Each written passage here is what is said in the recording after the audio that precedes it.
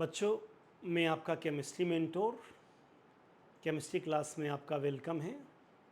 आज हम जो संकुल यौगिक या उपसंयोजक यौगिक, ये जो क्लास 12th का आपका टॉपिक है, उसके हम एक छोटे से पार्ट को एक्सप्लेन कर रहा हूँ मैं, किलेट और किलेटिंग कारक।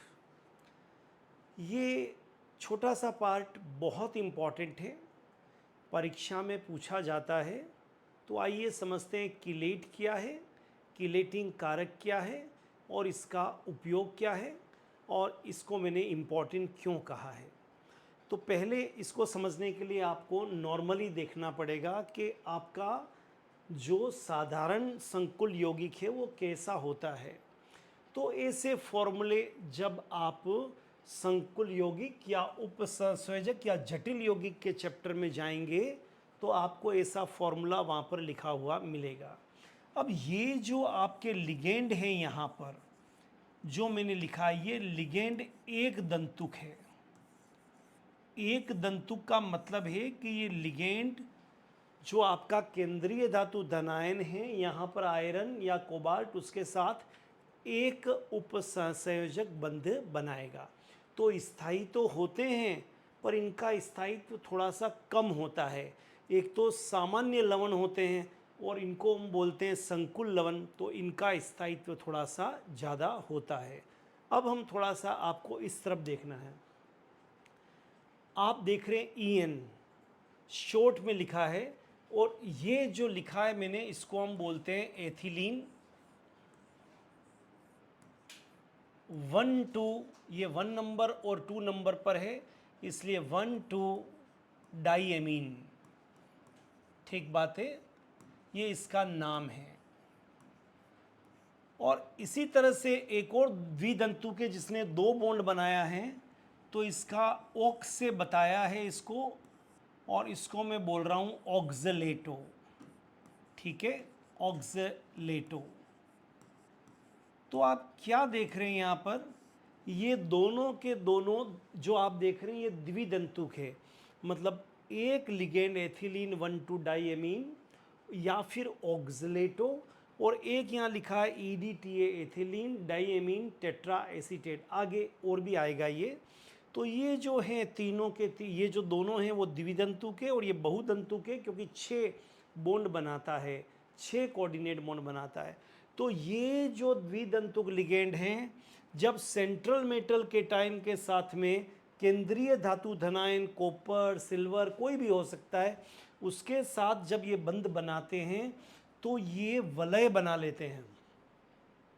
तो ये जो आपका द्विदंतुक लिगेंड था जिसके कारण ये वलय बन रही है, यहाँ पर ये वलय बन रही है, इनको हम बोलेंगे किलेटिंग कारक। क्योंकि इन्हीं के कारण यहाँ पर एक वलय जैसा 1 2 3 4 5 रिंग बन रहा है।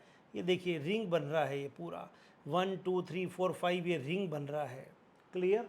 तो इनको बोलेंगे किलेटिंग कारक, क्योंकि इनके कारण जो है वो आपका किलेट बन रहा है। तो किलेट की क्या है, ये बहुत ज़्यादा अति स्थायी होते हैं, क्योंकि रिंग बन गई।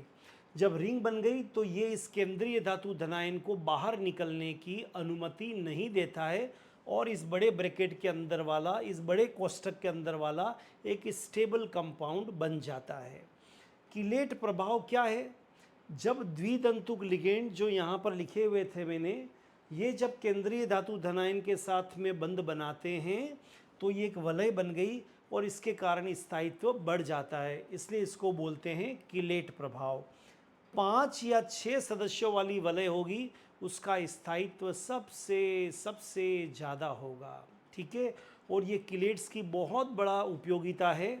ये मेडिकल साइंस में काम में आती है, क्योंकि हमारे बॉडी को जिंक कॉपर आयरन जैसे बहुत सारे आयनों की ज़रूरत पड़ती है, चाहे वो कैंसर थेरेपी हो।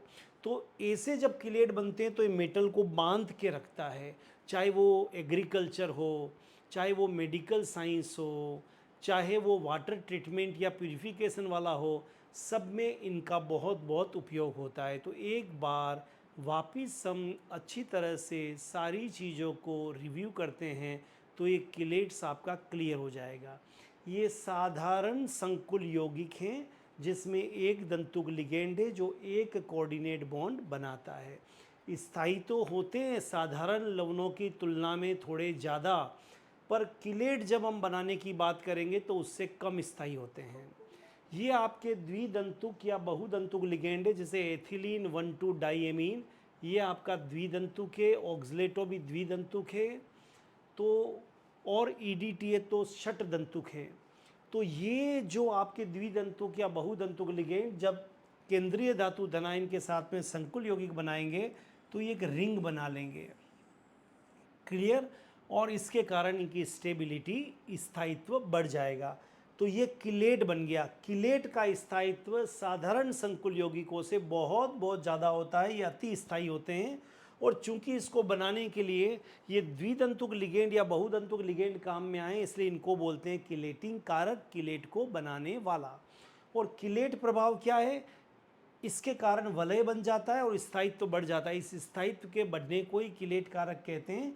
और 5 या 6 सदस्य, 1 2 3 4 5 या 6 भी हो सकते हैं, सबसे ज़्यादा स्थायी किलेट होते हैं।